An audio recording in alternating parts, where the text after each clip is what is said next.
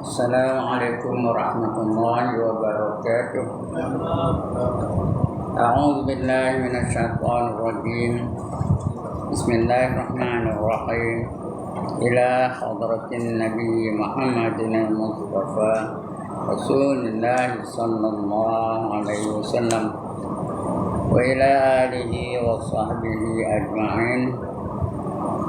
وإلى حضرات جميع الأنبياء والمرسلين عليهم الصلاة والسلام وإلى حضرات جميع الأولياء والصالحين وجميع المؤمنين والمؤمنات والمسلمين والمسلمات الأحياء منهم والأموات وإلى حضرات آبائنا وأمهاتنا وأجدادنا وجداتنا وعشيرتنا ومعلمينا وما لهم حقوق علينا شكر الله لهم الفاتحة. أعوذ بالله من الشيطان الرجيم. بسم الله الرحمن الرحيم.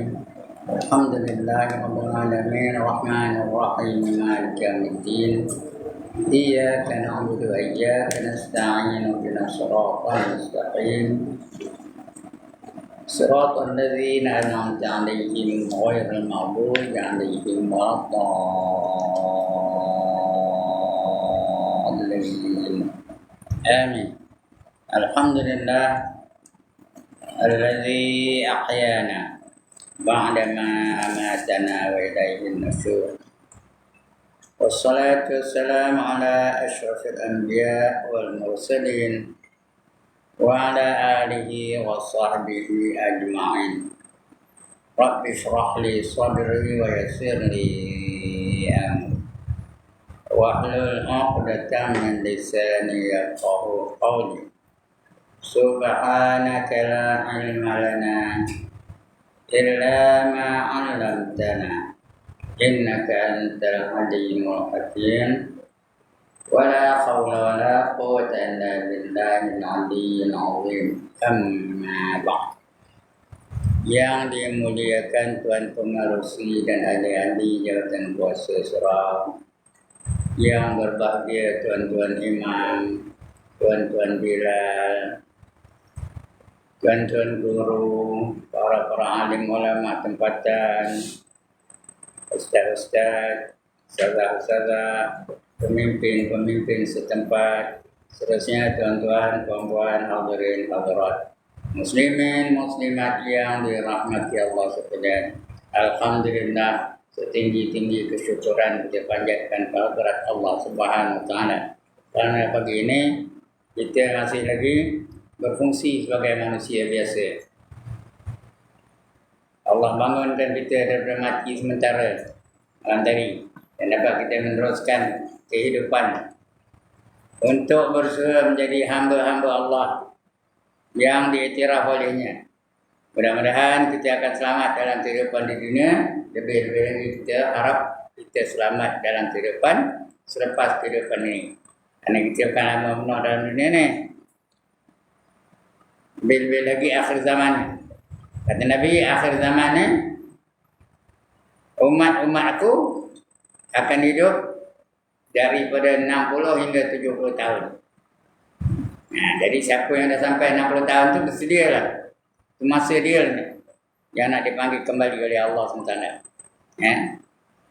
Malam tadi anak saudara orang rumah saya, anak saudara saya tu meninggal dunia di Kuala Lumpur sana, di Pandan. Umurnya 68 tahun. Jadi mana yang kita dah ada 60 ke atas tu, get ready lah. Bersedia. Inilah time-nya. Yang muda-muda tu jangan seronok pula. Kerana dia nak pergi itu bukan ada rukun. Bukannya tua tu menjadi satu rukun. Dia tahan masa dia pergi lah tu. Allah kata dalam Quran, "Qul innal mauta allazi tafirruna minhu fa innahu mulaqikum." Katakan bahawa mati yang kamu nak lari daripadanya itu pasti akan menemui kamu. Kita kalau boleh nak lari dari mati, kita beria pening sikit cari Panadol. Jangan mati tu. Tapi kalau tahan dia mati juga dia. Mulaqikum, dia pasti akan menemui kamu. Kita kalau boleh nak lari, tapi dia datang jumpa kita. Bukan dia nunggu aja dah, dia datang. Berjumpa dengan manusia-manusia yang patut dicabut nyawa itu. Itu kerja malaikat maut. Jadi mudah-mudahan kita mati dalam keadaan Islam. Mati dalam keadaan kita beriman. Mati dalam keadaan kita memiliki pahala yang banyak. Mudah-mudahan dengan itu kita selamat dalam kehidupan di dunia dan juga di akhirat. Jadi setelah kita mengucap 2 kalimah syahadah, ada kerja-kerja yang mesti kita lakukan. Ada tugas, ada tanggungjawab. Kita mesti Islam dari segi akidah, sudah kita baca dulu. Kita juga mesti Islam dari segi ibadah. Kita mesti juga Islam dari segi kekeluargaan. Itu akan kita baca insyaAllah. Sekarang ni kita tengah baca, kita mesti Islam dari segi akhlak. Akhlak pun kena ikut akhlak Islam. Itu yang akan kita baca insyaAllah. Mesti ikut cara Islam. Kalau tidak selamat. Baik, untuk pagi ini kita sambung lagi pembacaan kita. Iaitu kita mesti Islam dari segi akhlak. Dari segi akhlak. Okay, kat mana? Tadi ada. Sudah terlepas. Muka suratnya.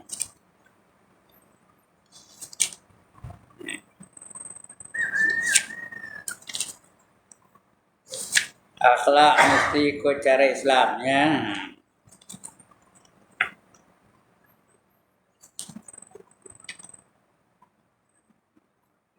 Bersifat wara' ataupun sifat-sifat seorang Muslim. Yang tu betul aja kan? Tajuknya. Sifat-sifat seorang Muslim. Setelah kita mengaku orang Islam, kita mesti memiliki sifat-sifat seorang Muslim. Seorang Muslim itu sifatnya yang pertama berakidah. Berakidah hanya kepada Allah SWT saja. Dia beriman hanya kepada Allah saja. Dan tidak. Kemudian ibadah. Dia mesti mengerjakan apa yang diperintahkan oleh Allah Taala, kerana dia didatangkan 5 hukum. Iaitu wajib, haram, sunat, makruh dan harus. Dan dia akan bertindak mengikut hukum tu. Yang wajib dia akan buat. Tak ada tinggalkan. Yang haram ditinggalkannya, tak buat langsung. Yang sunat dia cuba buat sebanyak-banyak mungkin. Yang makruh ditinggalkannya sebanyak-banyak mungkin. Dan yang harus tu dijadikannya ibadah. Itu cara segi ibadah. Dia kadang esok akan dicek. Kamu buat tak yang aku suruh? Kamu tinggal ke tak apa yang aku larang? Dicek antara dosa dan pahala. Kalau banyak pahala, kurang dosa, dia akan dapat keredaan Allah Ta'ala. Fa'amma man saqulat mawazinuh fahuwa fi 'ishatir radiyah. Barang siapa berat timbangan kebajikannya, maka dia sentiasa berada dalam keredaan Allah. Allah redha dengan dia. Nak apa pun Allah redha. Nak syurga Allah redha. Nak mahligai Allah redha. Nak makanan Allah redha. Nak pakaian Allah redha. Nak kenderaan Allah redha. Karena di syurga itu Allah sediakan 99% daripada nikmatnya. Nikmat Allah semua ada 100%.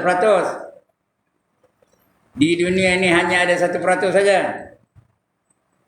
Sedangkan Allah sediakan 99% lagi di syurga.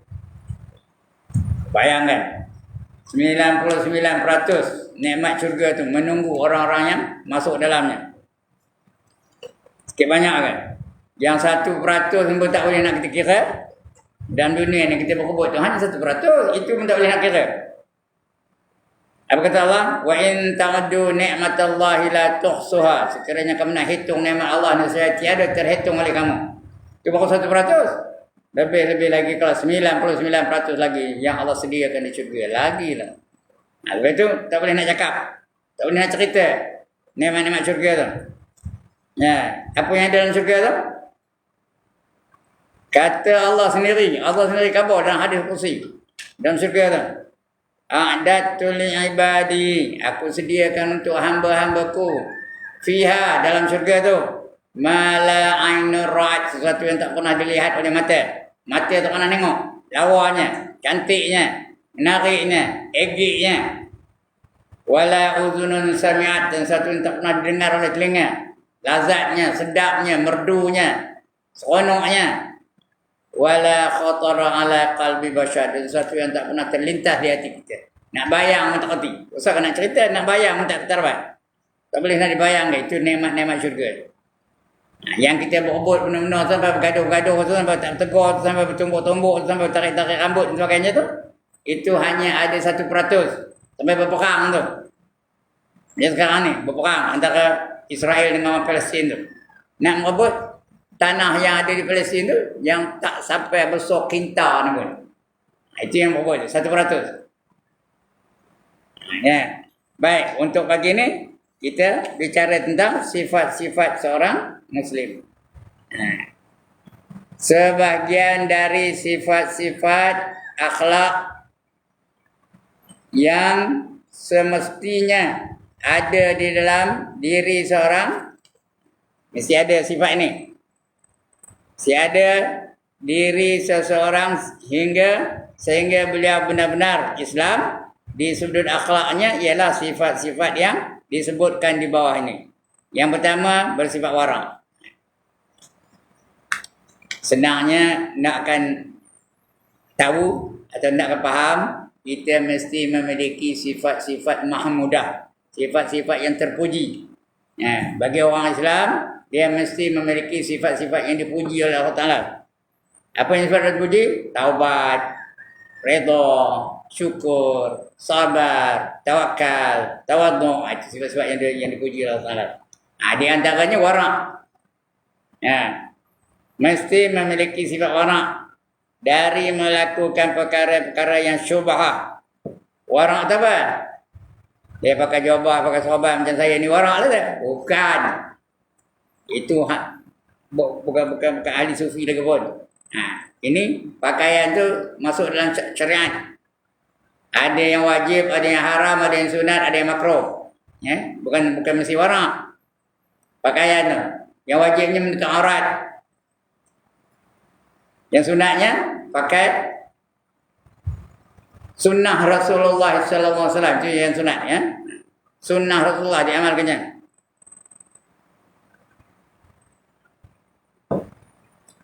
Yang haram tinggalkannya. Tak ada pakai seluar pendek.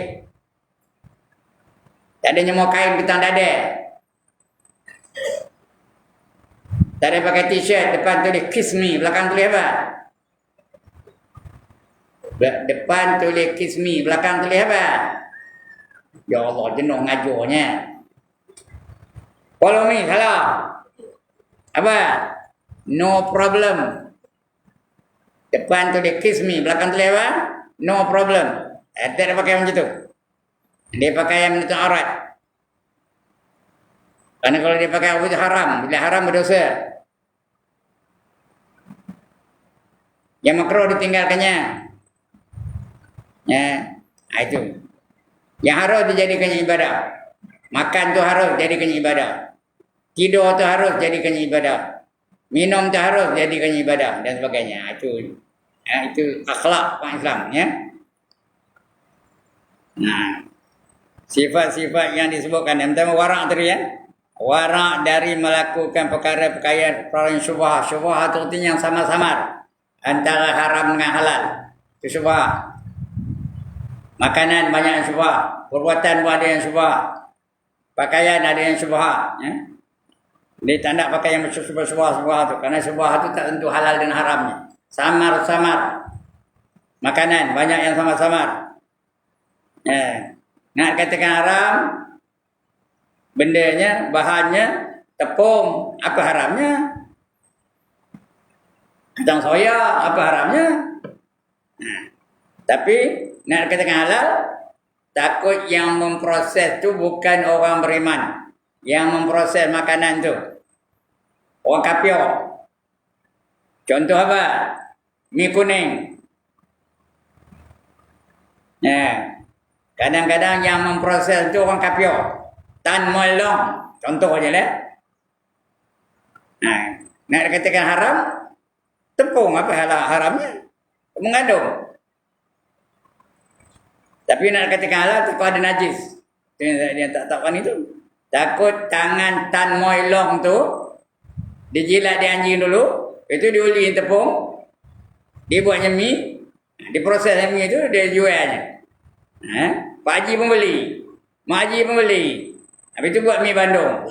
Makan sedap lah. Pokoknya dia makan najis. Itu namanya syubhat. Tapi tak nampak. Kalau nampak, sudah tak haram. Ini masa tak nampak. Katakan syubhat ni. Samar-samar antara halal dan haram. Jadi orang warak ditinggalkan yang syubhat. Tak ada buat yang tak ada makan yang syubhat. Kalau makan juga itu kan warak. Itu wakrak namanya. Namanya apa? Wakrak. Lawan warak tu wakrak. Jadi dia yang syubhat dia tak makan-makan. Itu sebab tuan-tuan guru dulu. Tuan guru dulu bukan tuan guru sekarang ni. Mereka pilih benar bawa makan tu. Kalau dia tak terang nyata halalnya tak makan. Tengok siapa memproses mi tu. Kalau ceng-cong-ceng tak makan dah. Tapi kalau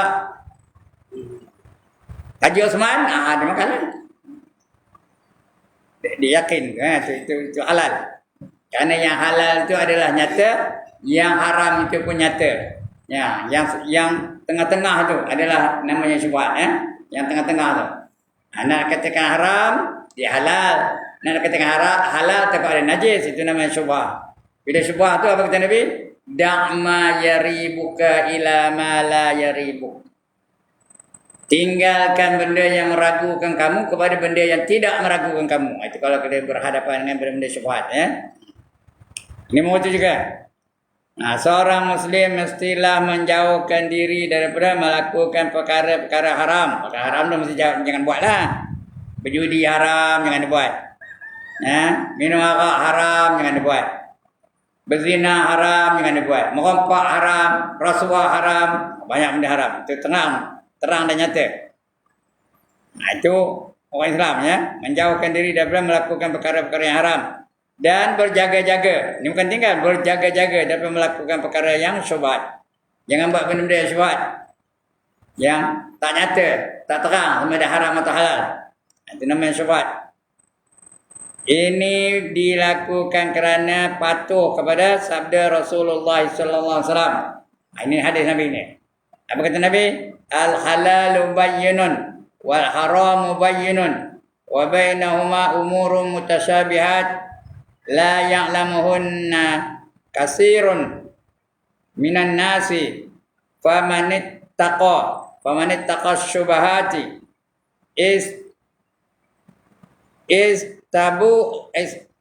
istabarra'u bidinihi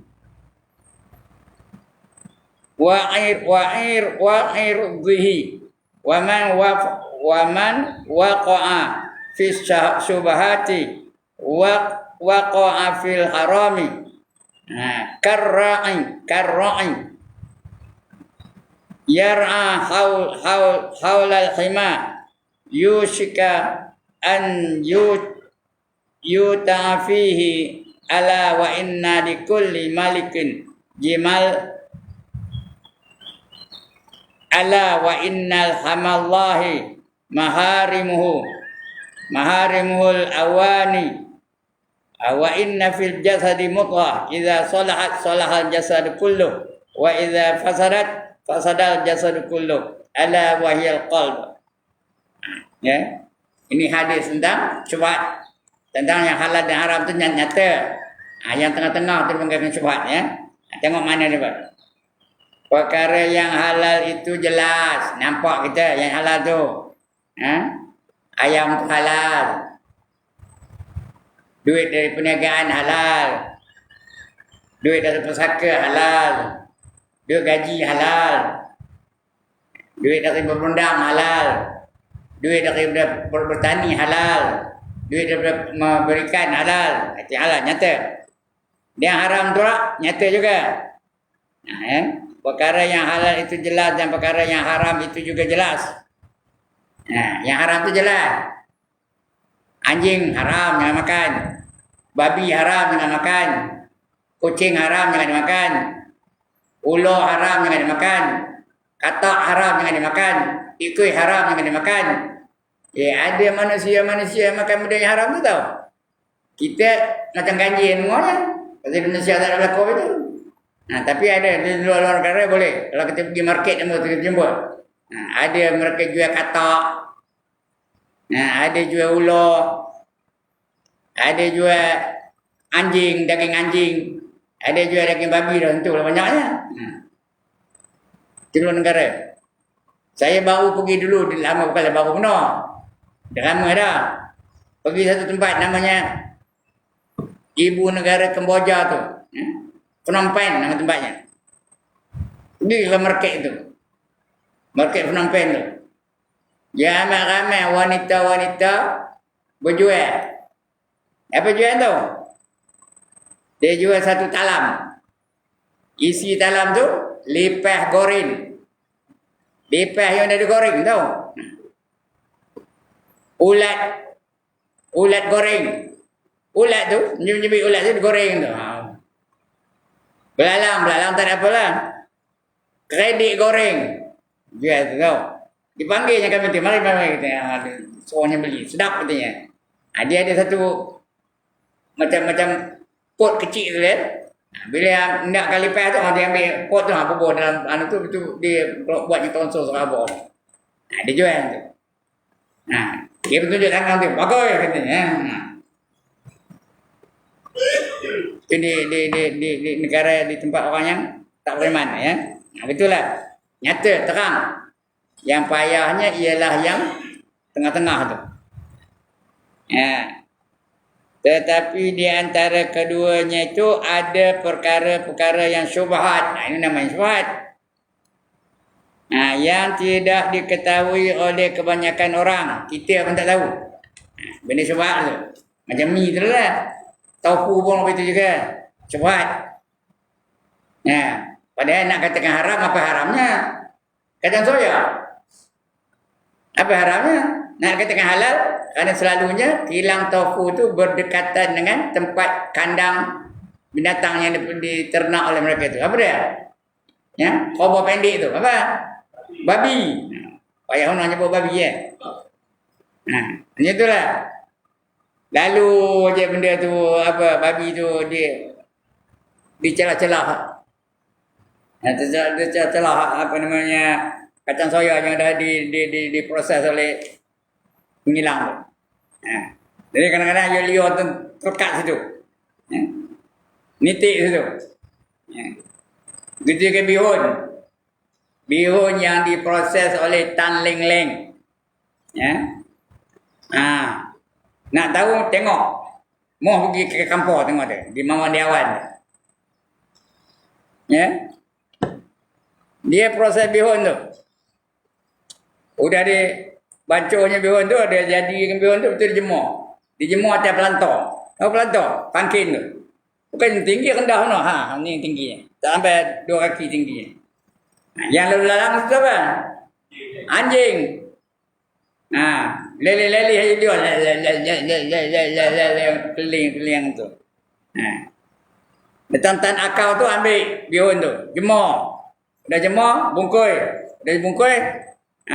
Datang Pak Haji Ibrahim beli. Pak Haji Ibrahim ni lah kalau marah dia marah. Dia membeli. Udah beli buat apa? Buat bihun sup. Semuanya sedap. Bukan puasa lah tu. Rupanya ada najis. Kita tak tahu. Kita ingat halal. Tapi bihun apa haramnya? Sebab itu tuan-tuan, kalaulah benda-benda apa itu dijual oleh atau diproses oleh orang yang bukan Islam, jaga-jagalah ya. Tengok bungkusan tu. Bihun tu dibungkus oleh Haji Ibrahim, jangan beli. Dibungkus oleh Haji Manap, jangan beli. Kalau diproses oleh Haji Ibrahim baru boleh beli. Faham ke ni? Kalau sangat bungkus aja jangan. Kerana banyak apa tu.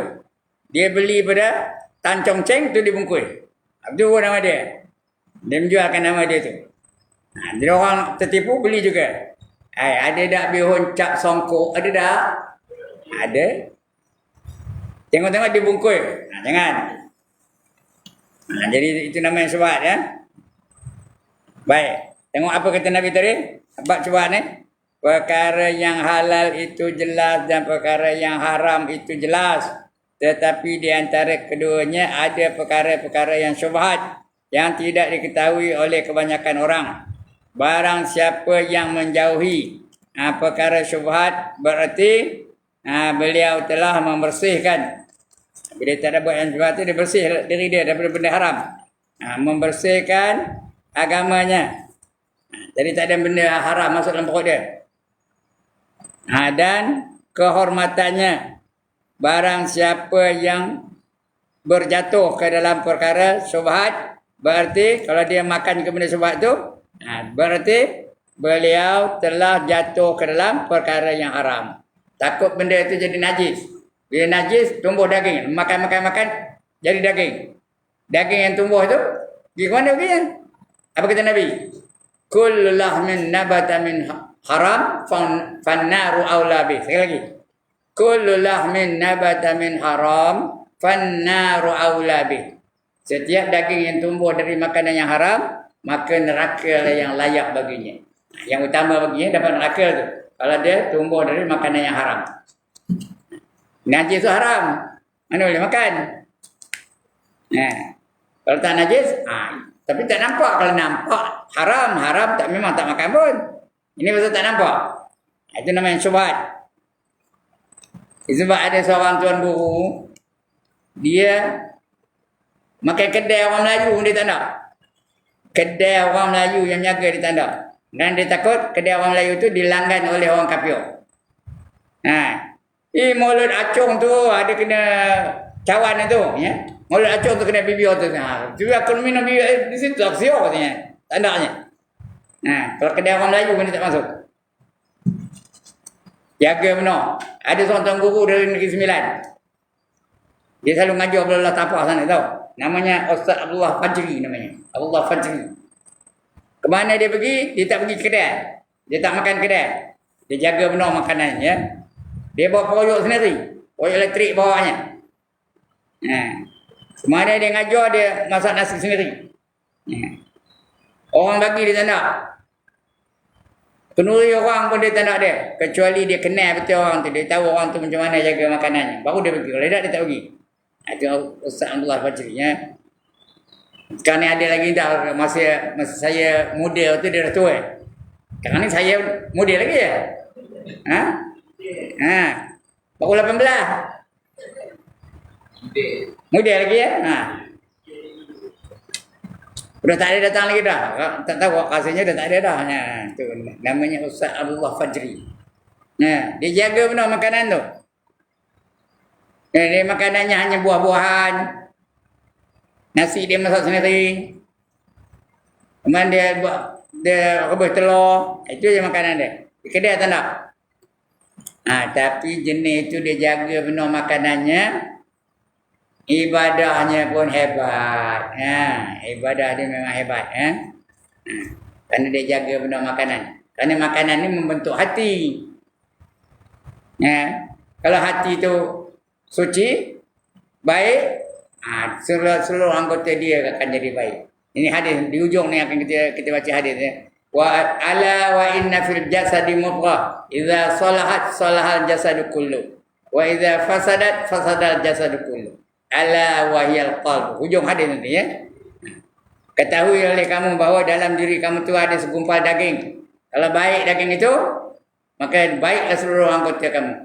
Kalau jahat daging itu, maka jahatlah juga seluruh anggota kamu. Ketahui olehmu bahawa daging yang dimasukkan itu ialah hati. Kalau hati baik, mata jadi baik. Kalau hati baik, telinga baik. Kalau hati baik, tangan menjadi baik. Kalau hati baik, kaki jadi baik. Dia pergi tempat-tempat yang baik aja. Kalau hati baik, lidah baik. Tapi kalau hati jahat, lidah mumpat orang je kerja. Berdosa je kerjanya. Memaki orang je kerjanya. Kalau lidah kalau hati yang jahat. Mata pun jahat. Kalau hati jahat, mata pun jahat. Mata nengok apa? Nengok amoy je kerjanya. Itu je kerjanya. Karena hati jahat. Dia merintahkan mata tu. Mata tengok amoy tu. Tengok pakai suruh pendek. Tengok. Kita beliau mata nengoknya. Kerana hati jahat. Jadi makanan ni dia membentuk hati. Kalau hati tu baik, anggota yang lain pun jadi baik. Lidah pun begitu juga. Dia akan merintah lidah. Kamu baca Quran aja. Kalau dia hatinya baik ya. Hati tu akan merintah lidah. Kamu baca Quran aja. Kamu zikir aja. Kamu baca hadis saja. Kamu selawat aja. Tapi kalau hatinya jahat, lidah ngumpat. Kalau tu lidah ngumpat lah. Anu. Lidah berdosa. Mereka berdosa apa dia. Lidah mencarut. Lidah tu kerja mencarut dia. Kerana hati jahat. Ya. Tengok apa mana ni. Ya. Jadi kalau dia jaga, kalau tak jaga, dia jatuh ke dalam perkara yang haram. Samalah keadaannya seperti seorang pengembala. Orang mengembala kambing. Di tepi hutan larangan. Raja perintahkan tempat itu jangan diternak apa-apa. Itu raja punya kawasan. Tapi dia bila kambing dekat dengan kawasan itu. Kambing siapa boleh nyaga. Dia jaga-jaga, melihat mati dia masuk juga. Itulah keadaan begitu ya. Jadi dia akan pergi masuk juga dalam taman larangan tu. Macam pengembala. Pengembala. Bukan pengembara ya. Pengembala. Yang mengembala di sisi pagar. Dia apa? Dia khawatiri kalau beliau akan mengembala di dalam pagar itu. Ingatlah. Setiap raja itu mempunyai batas. Setiap raja ada batasan-batasannya. Yang ini boleh, yang ini tak boleh. Sempadannya. Batas sempadannya. Dan batas sempadan Allah itu ialah perkara-perkara yang diharamkannya. Yang haram jangan buat. Yang wajib jangan tinggalkan. Yang makruh kalau boleh jangan buat. Yang sunat kalau boleh buat sebanyak-banyaknya. Itu perintah dari Allah Ta'ala ya. Hukum, 5 hukum tu. Jadi ada yang punya, macam kajian tu, yang punya batasan-batasan, ada sempadan. Perkara-perkara yang diharamkannya. Ingatlah. Ini yang saya bacakan tadi. Ala wa inna fil jasadi mudghah idza salahat salahal jasadu kullu. Wa idza fasadat fasadal jasadu kullu. Ala wa hiyal qalb. Ini hadis tadi ya. Cakap lagi apa? Ingatlah. Dalam setiap jasad badan tu ada. Jasad tu badan ya. Dalam setiap jasad itu ada seketul daging.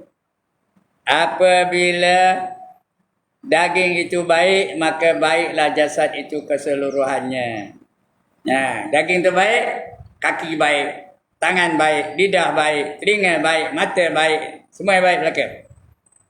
Apabila daging itu rosak, maka rosaklah jasad itu keseluruhannya. Kalau daging itu rosak, lidah pun rosak, mata pun rosak, telinga pun rosak, tangan pun rosak, kaki pun rosak. Rosaklah keseluruhan badannya. Ingatlah daging itu ialah hati. Hadis riwayat Bukhari dan Muslim daripada Nu'man ibn Basir. Nu'man ibn Basir. Itu hadisnya. Masyhur hadis ni. Ala wa inna fil jasadi mudghah idza salahat salahal jasad kullu. Wa idza fasadat fasadal jasad kullu. Ala wa hiyal qalb. Ngapa mata jahat? Kerana hati jahat. Ngapa lidah jahat? Kerana hati jahat. Ngapa tangan jahat? Mencuri je kerja ya? Kerana hati jahat. Ngambil rasuah aja? Kerana hati jahat.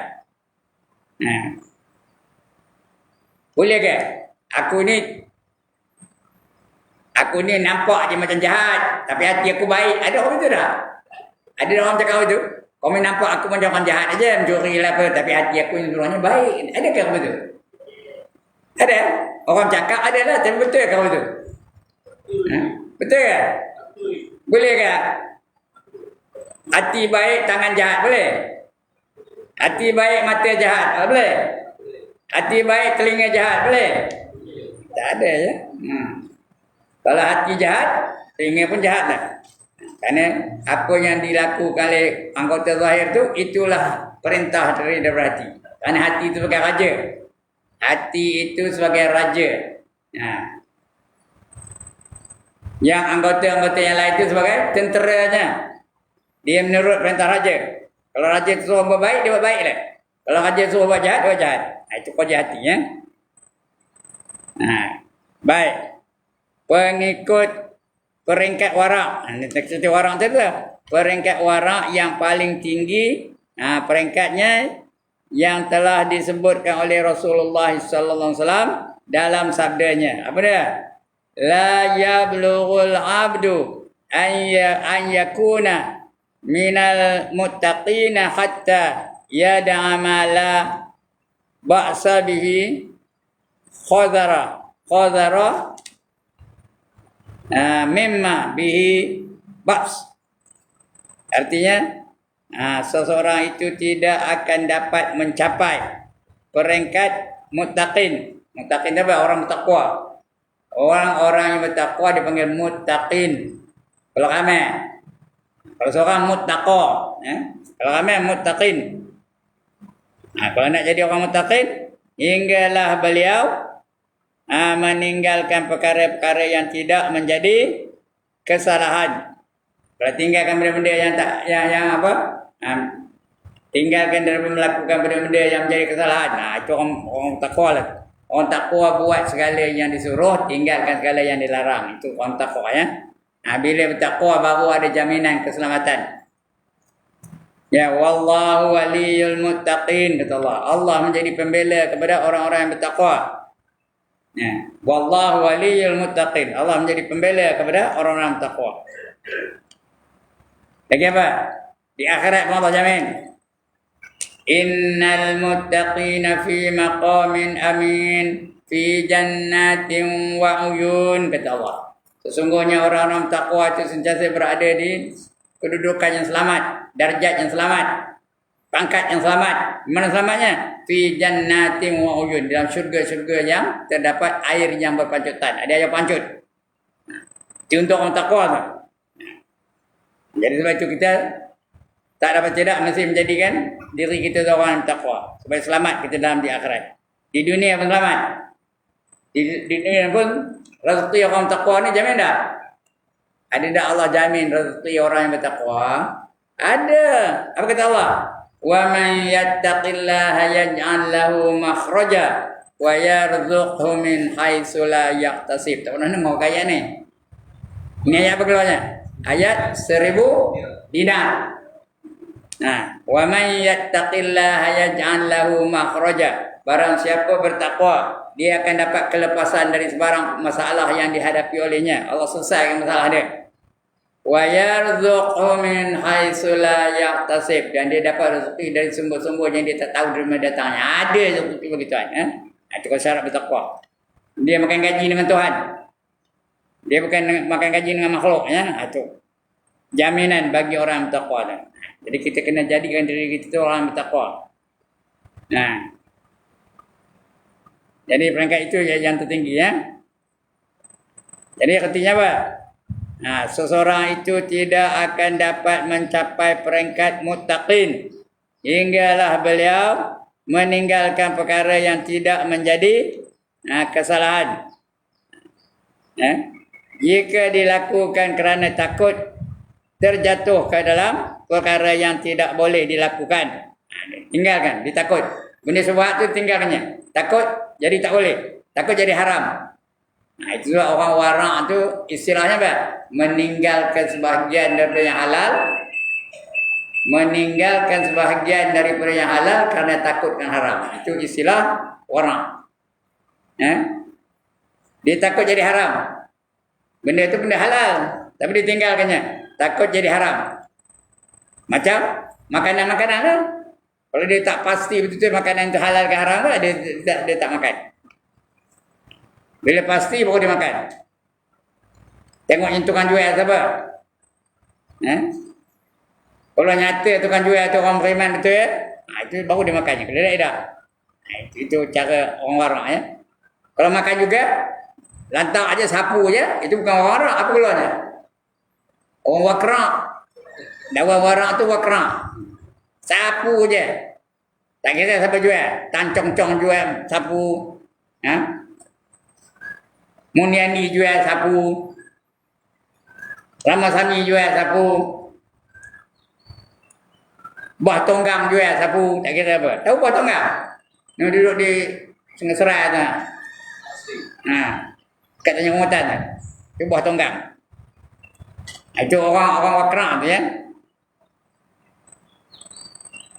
Kemudian yang kedua, tadi yang pertama ya, jaga jadi orang-orang. Yang kedua, menundukkan pandangan. Jangan liur mata tu. Tundukkan pandangan tu. Jangan tengok terbeliak sana kemari ke kiri kanan tengok aja. Liur aja mata tu. Tundukkan pandangan tu. Menundukkan pandangan. Beliau mestilah menutup pandangannya daripada perkara-perkara yang diharamkan oleh Allah. Mana yang haram tu jangan tengok. Jangan terbeliak mata tu tengok amal tu. Tengok saya ni kalau tengok amal tu. Sampai musik dah tu. Itu apa? Itu wakra tu ya. Jaga mata tu. Jaga pandangan. Jangan melihat perempuan-perempuan yang helat. Tahu helat? Perempuan-perempuan ajnabi yang boleh kahwin dengan dia. Kalau terpandang, dia naik fikah tu terpandang. Nampaklah perempuan tu. Itu rezeki. Tahu rezeki? Allah bagi peluang. Tapi jangan yang salah tu diikut mata tu. Itu yang salah tu. Kalau sepintas lalu tak apa. Itu dapat rezeki tu.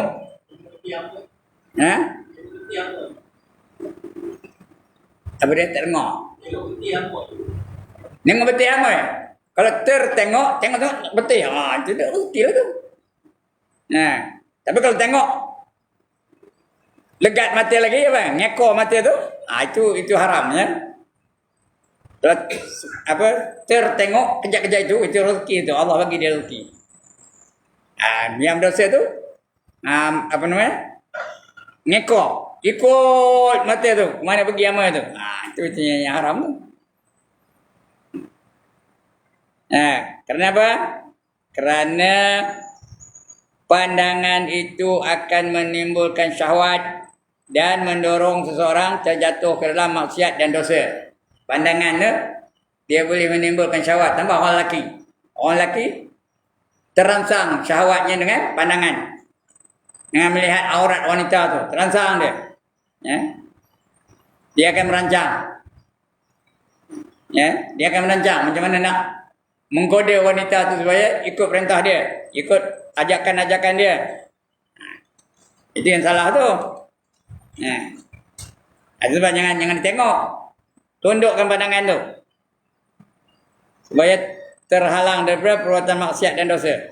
Oleh kerana itu Al-Quran telah memberi amaran tentang pandangan yang tidak memberi faedah. Firman Allah, "Qul lil mu'minina ba'dhum."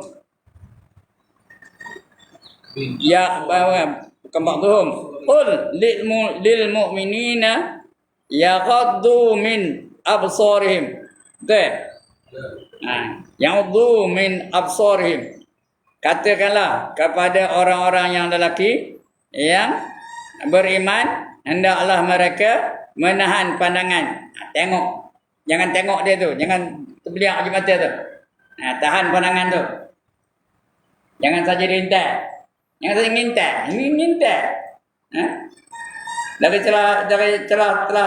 celah apa tu? Semak tu. Dalam semak tu ngintai. Itu dah. Berdosa tu. Jangan buat begitu.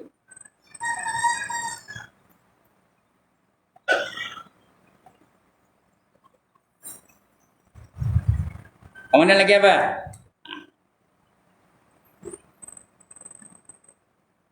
Rasulullah sallallahu alaihi wasallam bersabda, "An-nazarahu sahmun min sihamin iblis." Pandangan itu satu dari panah iblis. Sahmun min sihamin iblis. Sahmun tu artinya panah, anak panah. Nengok tu, mata tu macam anak panah. Nengok betis perempuan tu, dia pun macam anak panah iblis lah. Dia merancang macam mana nak menguasai wanita itu. Macam mana nak menguasai perempuan tu? Tiba jangan tengok. Tundukkan mata. Kalau ikut terjemah sebenarnya pejamkan mata. Pejam kata suruh pejam pun. Pandang, tundukkan pandangan tu ya. Pandangan itu dari panah iblis. Panah iblis. Hadis riwayat daripada Al-Hakim dan At-Tabrani. Dan sabda Rasulullah lagi. La dhunnun ya. Bukan. La tazun bukan. La taghudun. Betul ya. Apa tu? La taghuddunna absarikum. Betul. Wala tahzan wala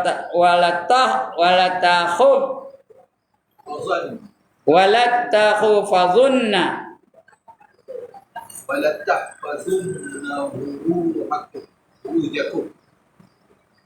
wala tahfazunna furujakum. Ya, artinya kemaluan-kemaluan kamu. Au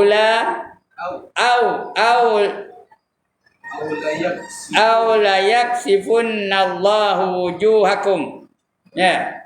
Betul. Hendaklah kamu menahan pandangan kamu dan menjaga kehormatan kamu, atau Allah menelungkupkan muka kamu. Nanti Allah akan telungkupkan muka kamu. Hadis dari riwayat daripada At-Tabrani juga ya. Itu memelihara mata. Jangan tengok perempuan, kerana bila tengok perempuan tu jadi syahwat. Kemudian yang ketiga, memelihara lidah. Lidah jaga. Jangan berdusta, jangan mengumpat, jangan memaki orang, jangan menghina orang dan sebagainya. Itu lidah, jaga betul-betul. Kita ambil lidah satu lagi, senang ya. Memelihara lidah. Lidah, anjuran beliau tu tengok orang Islam tadi. Hendaklah memelihara lidahnya daripada perkataan yang tidak memberi faedah. Allah khabar dalam Quran. Qad aflahal mu'minuna allazina hum fi salatihim khashi'un wallazina hum 'anil laghwi mu'ridun. Beruntunglah orang yang beriman yang itu khusyuk dalam sembahyangnya, dan beruntung juga orang yang beriman itu yang memelihara lidahnya daripada berkata yang sia-sia. Benda yang sia-sia tu cakap.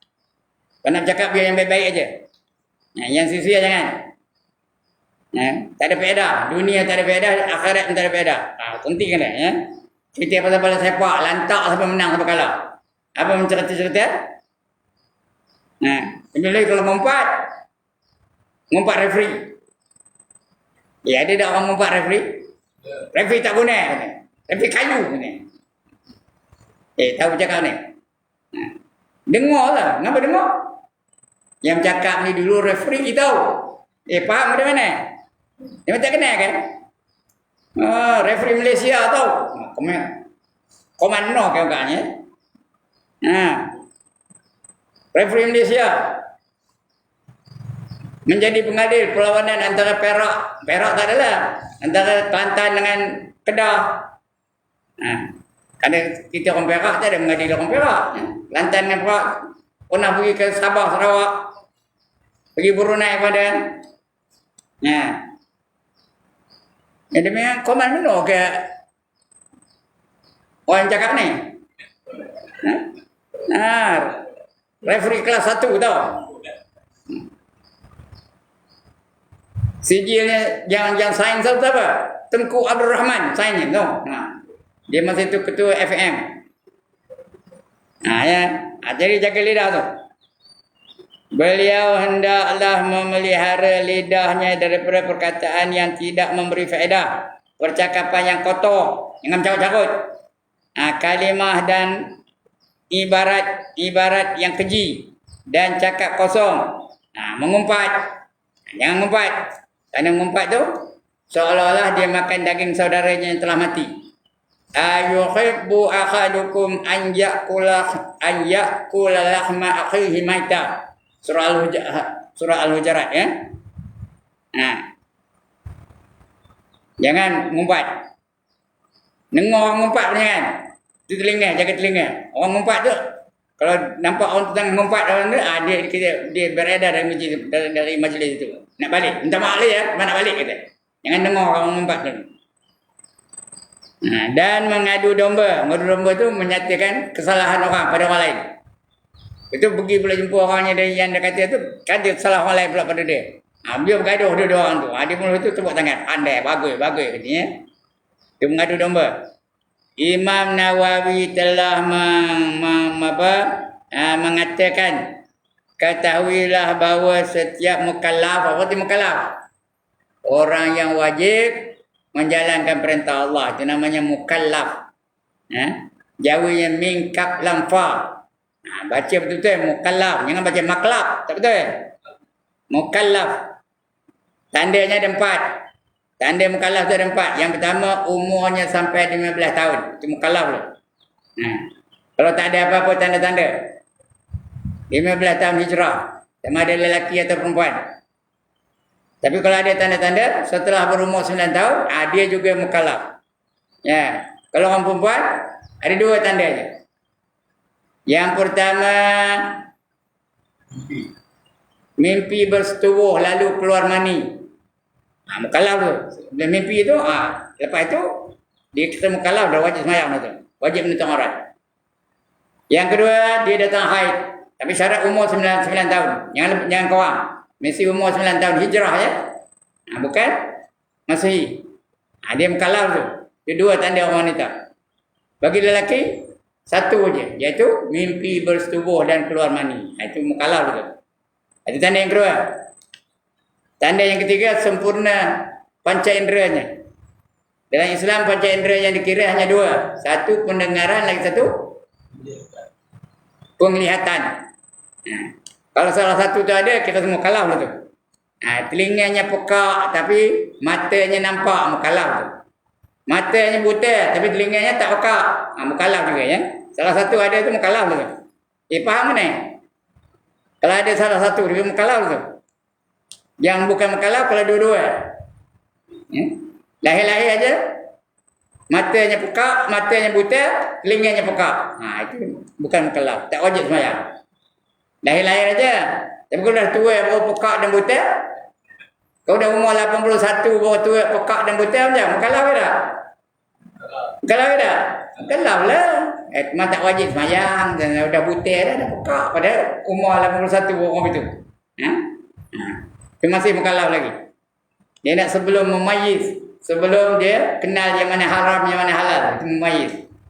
Dia yang keempat, tanda mukallaf tu dia sampai seruan dakwah Rasulullah tu sampai kepada dia. Dia tahu tentang Islam. Ada nengok orang Islam, nengok orang sembahyang dan sebagainya. Itu mukallaf tu ya. Jadi itu setiap mukallaf.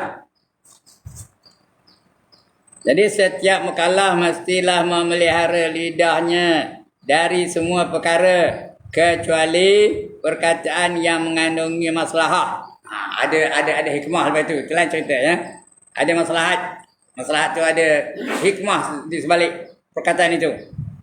Apabila di antara bercakap dengan diam, apabila sama antara bercakap dengan diam, mana lebih baik? Bercakap ke diam? Maka diam lebih baik ya. Maka menurut sunnah hendaklah beliau diam. Kerana boleh jadi perkataan yang harus itu mendorong kepada yang haram. Mula-mula pun cerita harus tu. Kita tentang masakan, kita tentang orang kahwin. Habis tu boleh jadi haram. Pengantin dia ya Allah ni ya. Yang perempuannya putih melupak. Yang lakinya macam mana gerok. Udah ngumpat orang laki pula ya.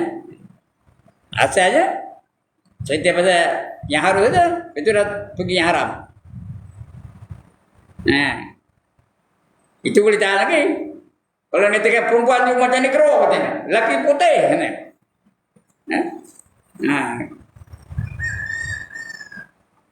Ada lagi terbalik jadinya. Jangan. Pasal dia boleh pergi kepada yang haram. Asalnya harus. Ada yang dia lebih baik, dia diam. Bila diam, tak adalah apa-apa komen dia. Itu diam. Kerana boleh jadi perkataan yang harus itu mendorong kepada yang haram atau perkara yang makruh. Tak ada haram pun makruh. Perkara seperti ini pada kebiasaannya amat banyak sekali. Keselamatan itu tidak dapat ditandingi oleh sesuatu. Keselamatan adalah nak dijaga betul-betul. Ya.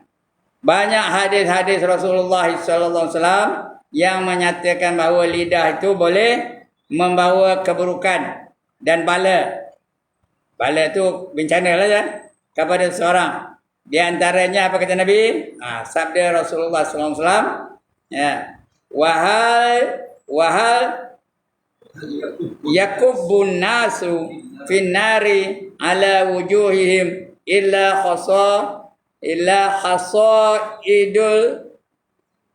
hidu al-sinatihim. Tidaklah hasil tuayan lidah. Berarti apa yang dicakap oleh lidah tu. Lidah manusia, itulah. Tidaklah hasil tuayan lidah manusia itu, apa yang dicakap oleh manusia itu, yang telah menghumbankan muka mereka ke dalam neraka. Kerana lidah tu. Maksud neraka dia. Kerana bercakap benda-benda yang haram. Berdusta, mengumpat, mengadu domba dan sebagainya. Itu lidah ya. Laisal mu'minu bit'ani walallah walalla'ani walal fakhishal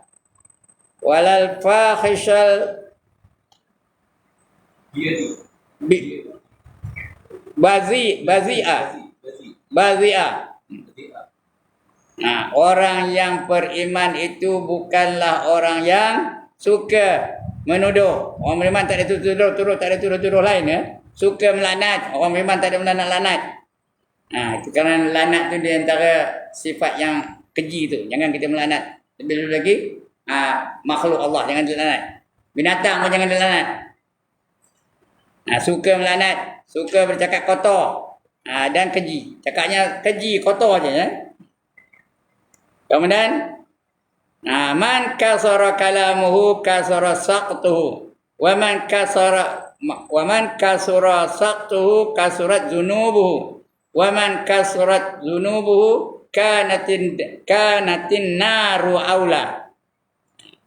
Ya. Artinya apa? Siapa yang banyak cakapannya,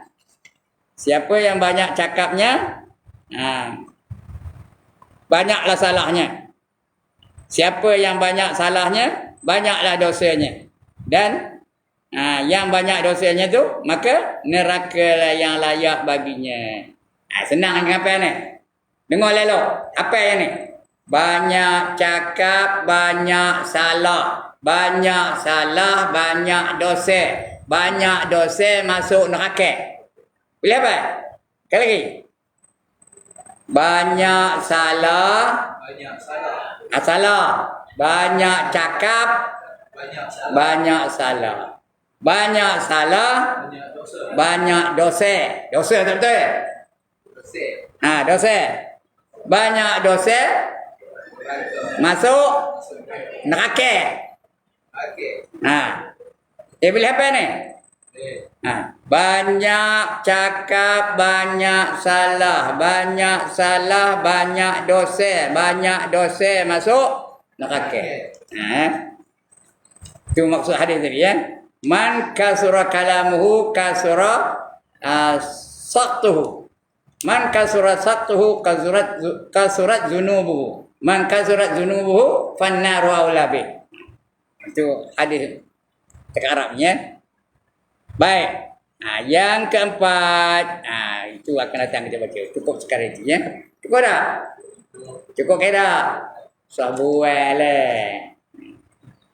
Dah. Dekat ke-8 dah. Ya. Dah lengoh dah. Sebuah lah. Saya dah putang aja. Nampak reaksi dah tahu. Dia tanya tak berjawab. Saya tahu tu ya. Ada nak tanya. Alhamdulillah. Ada soalan-soalannya ya. Baik. Assalamualaikum. Waalaikumsalam.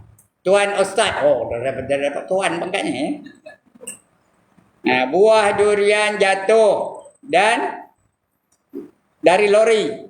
Makanan ambil dan makanan ambil dan pokok tak tahu tuannya. Macam mana nak buat? Sebab sudah makan dari pokok itu. Sebab tak jumpa tuannya. Terima kasih.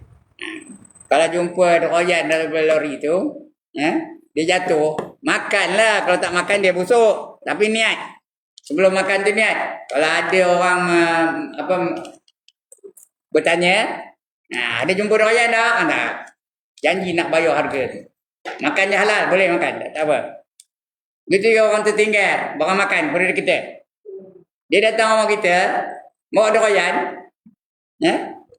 Itu tertinggal. Dia rumahnya jauh. Nun jauh dari Selangor. Kita duduk Perak. Jadi apa buat? Makanlah royannya tu. Tapi dengan niat, bila jumpa itu, kalau dia minta harganya, bayar harganya. Niat begitu. Halal makan ya. Faham ni? Muslimat? Itu dia ya. Jadi tak ada haram ya. Boleh makan. Kerana benda tu benda busuk. Begitu gula. Orang tinggal gula. Makan dulu.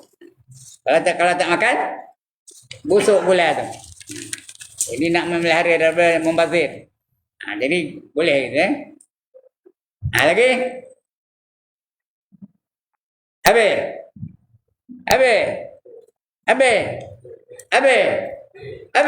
Oh, 5 kali habis. Habislah tu. Sekian dulu tuan-tuan dan puan-puan. Yang besar pahalanya, yang bertanya kejap ni. Itu nombor 1 besar.